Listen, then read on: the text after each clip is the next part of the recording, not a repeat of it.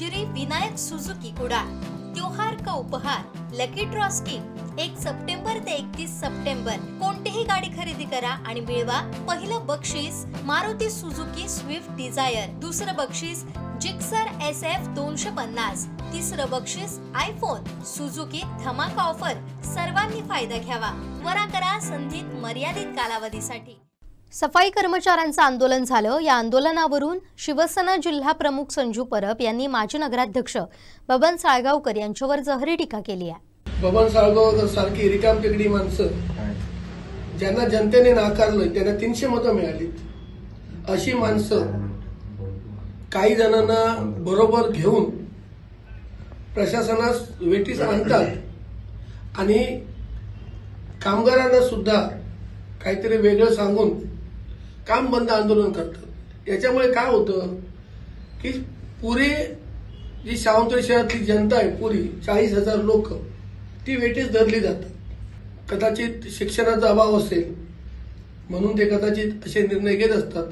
माझं असं म्हणणं आहे, जर कामगारांचा पे वगैरे काय द्यायचे असतील तर त्यांना त्यांचा अधिकार तो मिळालाच पाहिजे, 100% मिळाला पाहिजे। कामगार काम करतात, या घाणीमध्ये काम करतात, त्यांचा 1 रुपया सुद्धा राहता का म्हणे, ह्या मताचा मी माणूस आहे। पण काम बंद करणं हा त्याच्यावर जो उपाय नाही। म्हणून 40,000 लोकांना शिक्षा, ती सगळी घरातली घाण घरात ठेवणं हे बरोबर आहे काय? जर तुम्ही प्रशासनावर बैठक करा, तुमच्या मागण्या मान्य करा, इथं आमदार आहेत त्यांच्या कानावर घाला, त्यांच्याकडनं नाही झालं तर अनेक कलेक्टरकडे तक्रार करा, कॉन्ट्रॅक्टरची तक्रार करा, त्यांच्यावर गुन्हे नोंद करा, पण तुम्ही काम बंद करायचं नाही, हे बरोबर नाही। 40,000 लोक राहतात, त्यांचा प्रश्न आहे। काम बंद करायला अनेक गटार तुडुंब भरली आहेत घाणीने, ती साफ करायची आहेत। असं हे बरोबर नाही। बबनरावांनी समजलं पाहिजे। आता कमी बोललो, उद्या आणि कामगारांना पण सांगतो, तुम्हाला जर तुमच्यावर अन्याय होत असेल तर अनेक मार्ग आहेत, कोर्ट आहे, प्रशासनाबरोबर तुम्ही बोला, असे अनेक मार्ग आहेत। त्याच्यामुळे यावर आणखी मी जास्त बोलणार नाही। प्रत्येकाने गोष्टी समजून घेतल्या पाहिजे। निश्चितपणे आधी घेतलेला आहे। कालचा जो पगार काढला त्यांचा, तो कोणी काढला?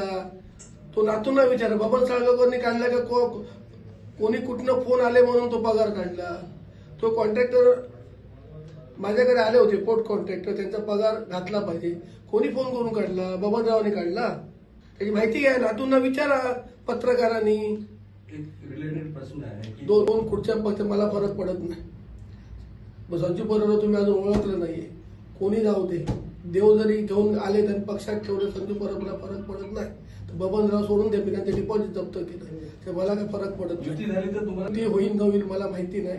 मी सध्या शिंदे सेनेचं काम करतो, मी काम करतो। 65 लाख जर पे थकीत असले तर त्यांचे 65 लाख रुपये कॉन्ट्रॅक्टरने दिलेच पाहिजे, ह्या मताचा मी आहे। कधीपर्यंत तर पाहिजे, देणं आहे की नाही ते सांगतात म्हणजे सगळंच खरं नसतं ना।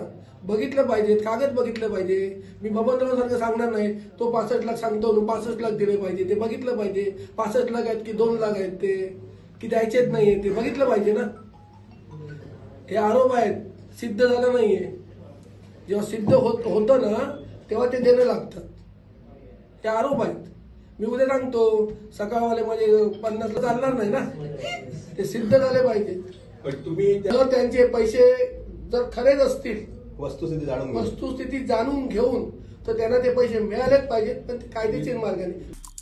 आमचे दिवसभरातले सर्व अपडेट्स, ताज्या घडामोडी आणि थेट लाईव्ह पाहण्यासाठी सबस्क्राईब करा, लाईक करा कोकणचं नंबर 1 महा चॅनल कोकण 7 लाईव्हचं YouTube चॅनल।